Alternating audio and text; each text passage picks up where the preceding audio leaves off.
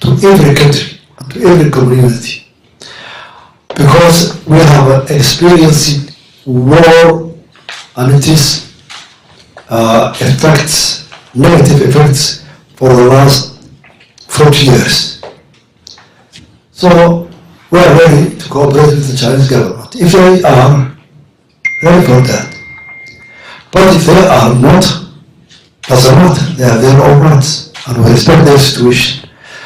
The United States, we came here because we have met a lot of times their diplomats, their intellectuals, and then after a long discussion with the United States government, we have agreed to enhance our cooperation in many fields. And that's why we came here.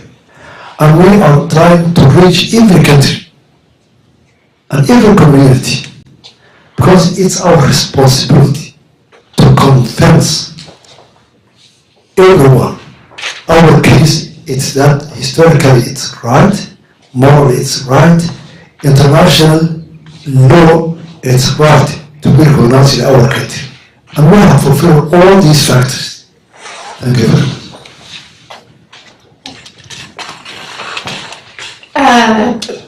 Questions? Yes. Yes.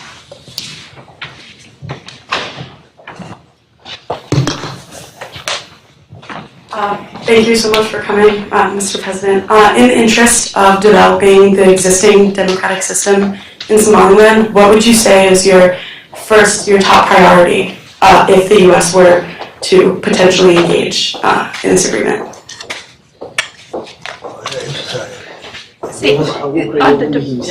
waxa ugu muhiimsan ee ay maanta Mareykanka ka shaqeynayaan development-ka.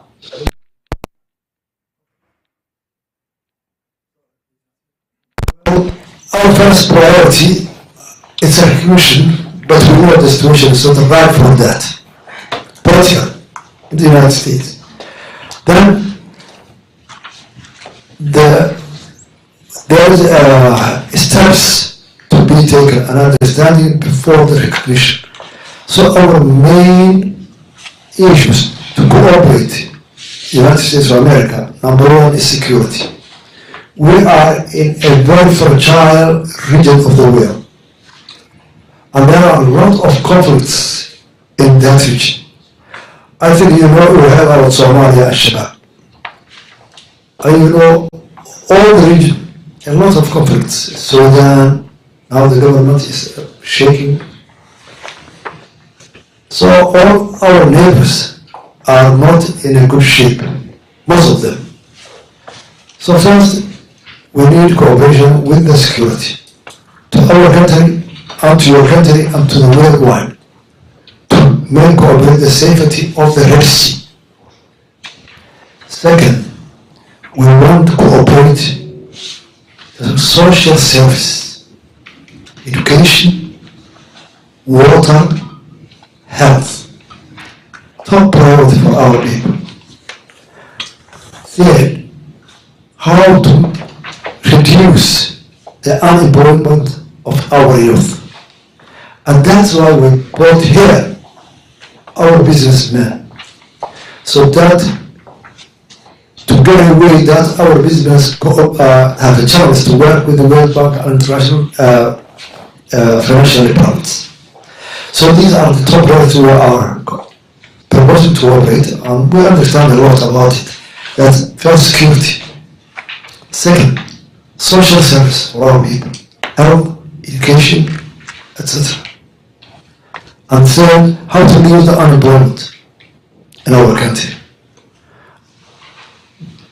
And to get a channel, our businessmen, our free market to work, the free market of the world. These are for us, our priority today. I wonder if I might just ask one question on the unemployment. I mean, how do you see structurally being able to employ, the very large youth population? Do you see a path to industrialization, or do you have what's the strategy for transforming the economy? Amongst employment, I think we need what Asia and our have done in America after the Second World War. That's to build the infrastructure.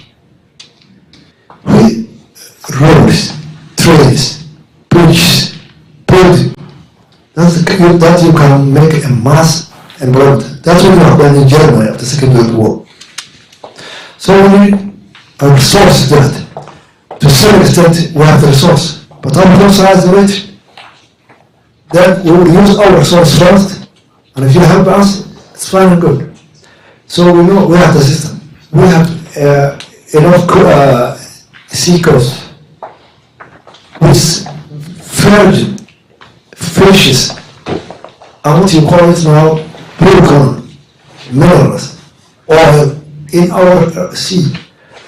So we need to be assisted. How can we get our resource, use our resource to exploit our resource? That's what we need.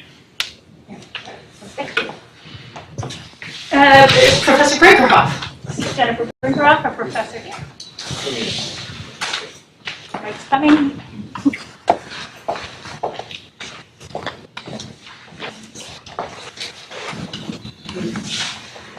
Good morning, President, and thank you so much for being with us today at the Elliott School. I wondered if you could speak to us a little bit about the contributions of the Somaliland diaspora to the development and stability of the country. Thank you. Very good question. I forgot to mention my points when I was in the meeting. Thank you very much. Remind me that.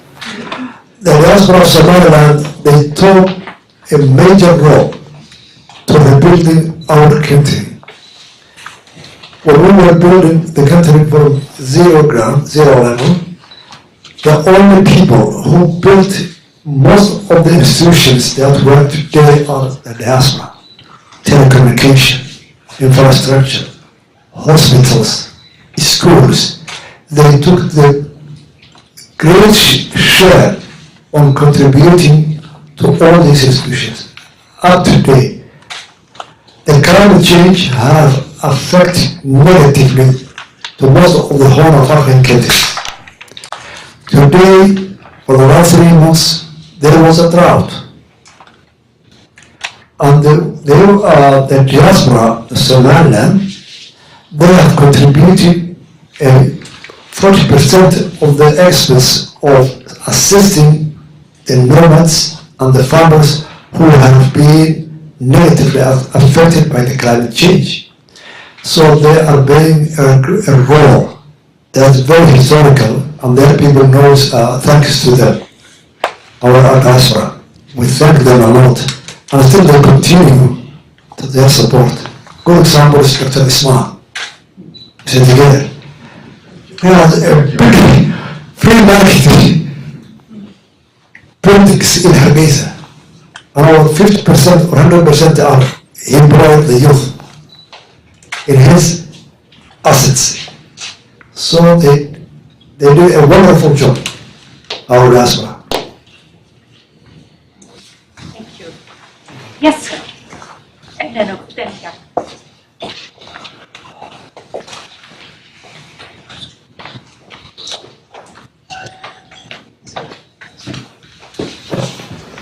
Yeah, Mr. President, thank you so much for being here. It's an honor to have you.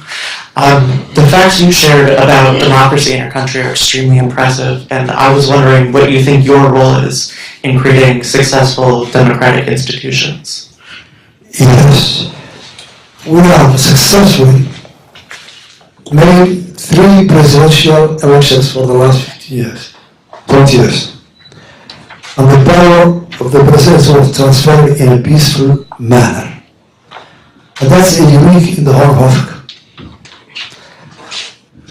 2005, our president of my party, he lost the contest only 80 votes, 80. And we accept it. And that's very historic. I think. Happen here. Never. It's historic. You know, get them from the website. And besides that, it was strange enough. the president, our candidate, as a career part, my party, he was the leader of the SNM. That's the front which defeated the dictator. He was the leader of the army who defeated dictator Siad Barre. And he accepted. And who was his contender? He was the national security of the Siad Barre man. Just only a few years, accepted so. Because we took the idea that all Somaliland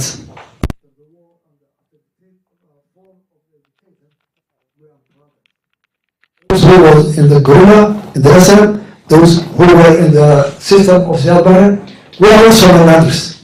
So we joined hand to hand. So we have succeeded 3 presidential elections. 3 local government elections, changing the mayors in a very peaceful manner. 2 parliamentary elections, still 25 years. And that was very huge pressure to us, economically, security, social. So that's why I'm proposing to the United States government to assist the democratic institutions, which are very new to us. And it has a pressure to our economy, to our security, to our social behaviors. Campaign is a campaign. We will remember the last campaign, whatever the capital held. What do you think about Somaliland? Thank you very much. Don't remind us. Let's see, Max, and then we're going to check in. Oh, I'm sorry. Let's go to Siaka first, and then Max, and then we'll check in on Zoom questions. So Siaka. Sorry, I'm not making it easy for the mic. Thank you.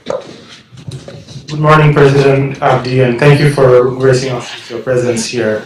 Going back to Jennifer's question about the role the African Union is playing and what are the prospects of them recognizing Somaliland, and also what about Great Britain having won your independence from them? Has there been any consultation with that party?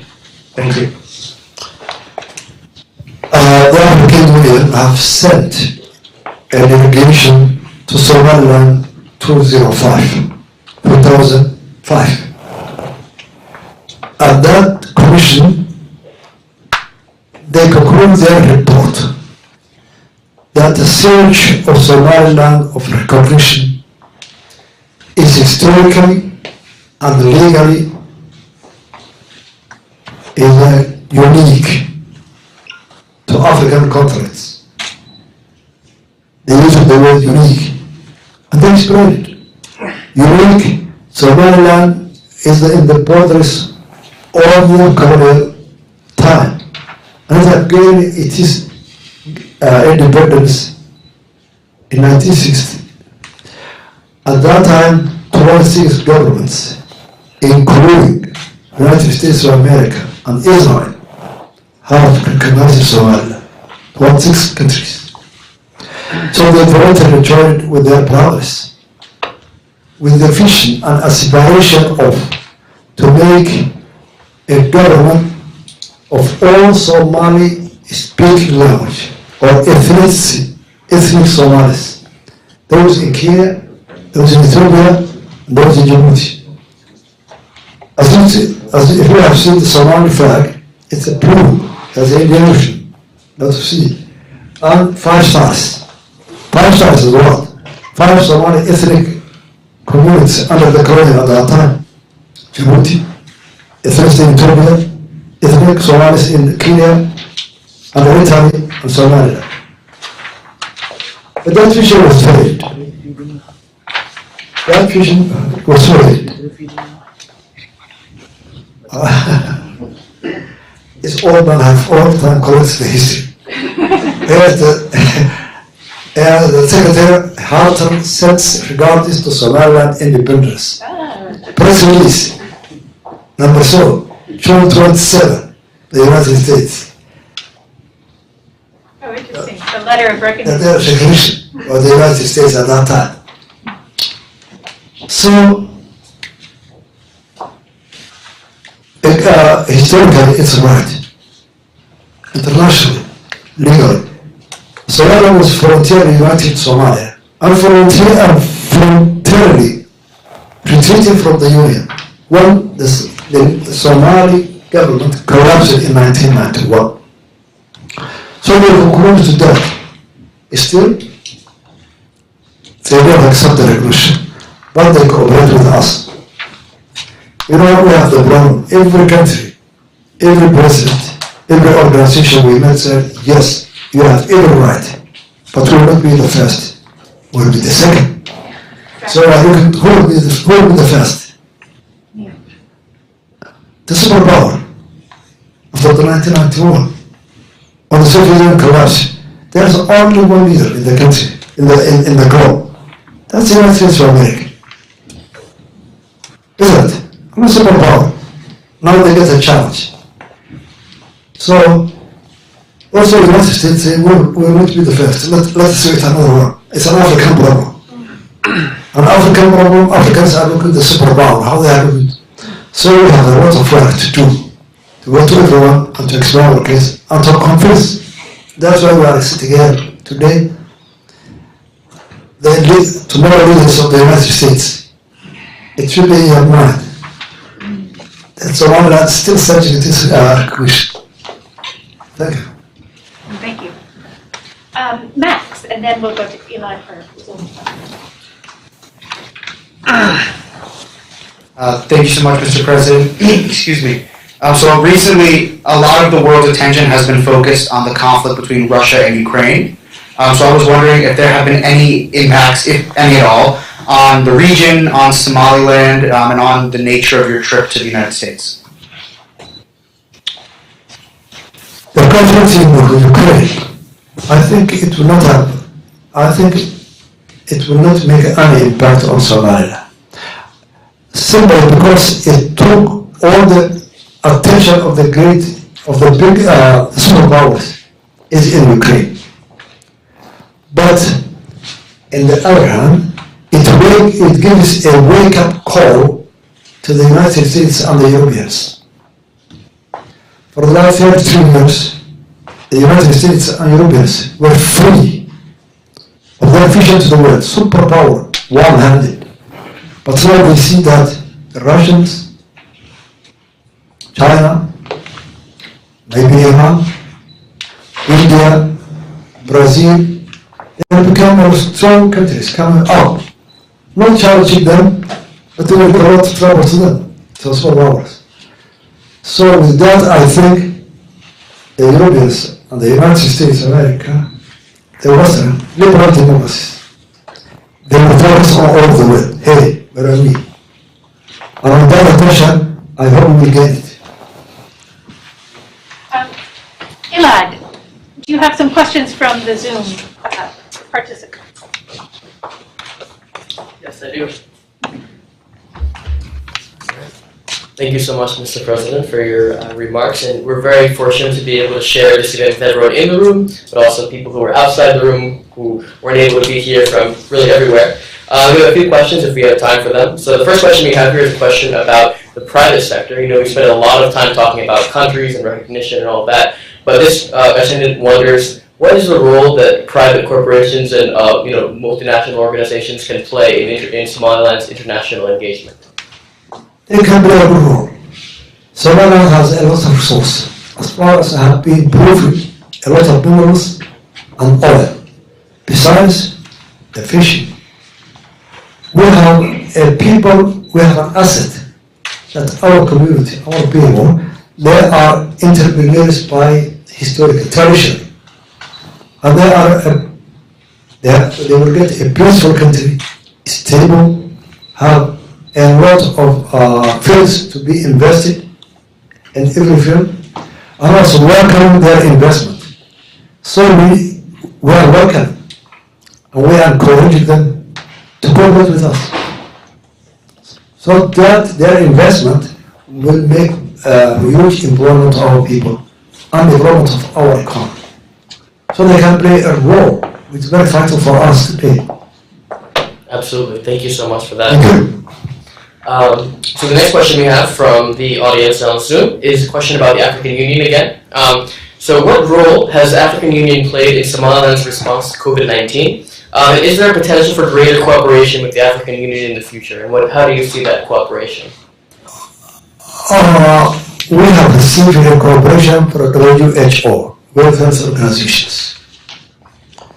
As the government of African Union, I think they have not that capacity, that resource, to assist any government about such a pandemic. So we have not received, aside from, I remember, not much from the African Union. There's the African CDC now. I don't know if they would engage in something. No. No.